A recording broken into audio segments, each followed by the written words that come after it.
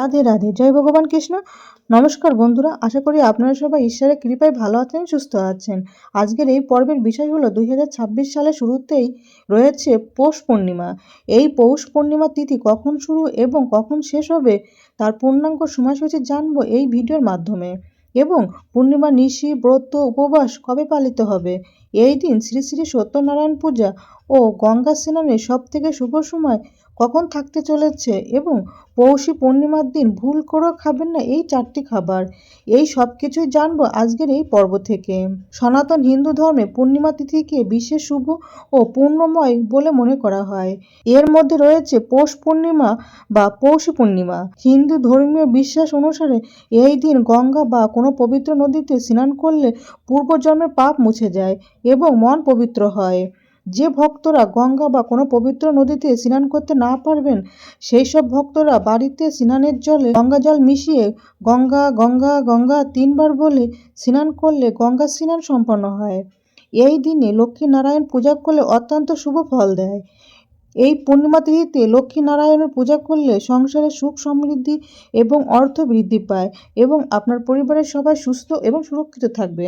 পূর্ণিমার দিনে চন্দ্রদেবের উদ্দেশ্যে নৈবেদ্য নিবেদন করলে মনের শান্তি এবং চন্দ্রদোষ থেকে মুক্তি পাওয়া যায়। বন্ধুরা, পঞ্জিকা অনুসারে 2026 সালের শুরুতেই পূর্ণিমার পূর্ণাঙ্গ সময়সূচি জেনে নেব ভারতীয় পঞ্জিকা অনুযায়ী। পৌষী পূর্ণিমা পড়েছে 3রা জানুয়ারি 2026 শনিবার।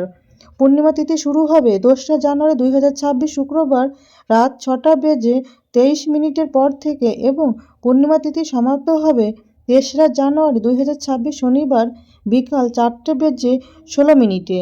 পৌষ পূর্ণিমার ব্রত উপবাস পালিত হবে 3রা জানুয়ারি 2026 শনিবার।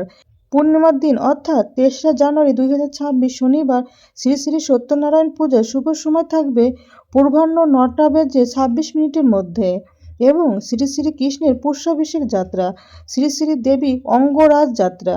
পৌষ পূর্ণিমার দিন গঙ্গা স্নান ও দানের সব থেকে শুভ সময় থাকতে চলেছে 3রা জানুয়ারি 2026 শনিবার সূর্যোদয় থেকে অপরাহ্ন 4টে বেজে 16 মিনিটের মধ্যে।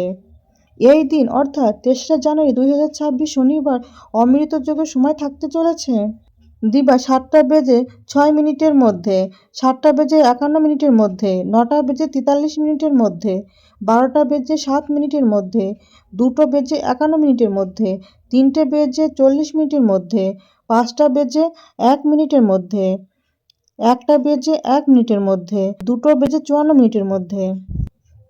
বন্ধুরা, এই দিনে ভুল করে খাবেন না তামসিক প্রকৃতির খাবার। তাছাড়া এই দিন আমিষ খাবার যেমন মাছ, মাংস, ডিম, পেঁয়াজ, রসুন, মসুর ডাল ইত্যাদি তামসিক খাবার এড়িয়ে চলুন।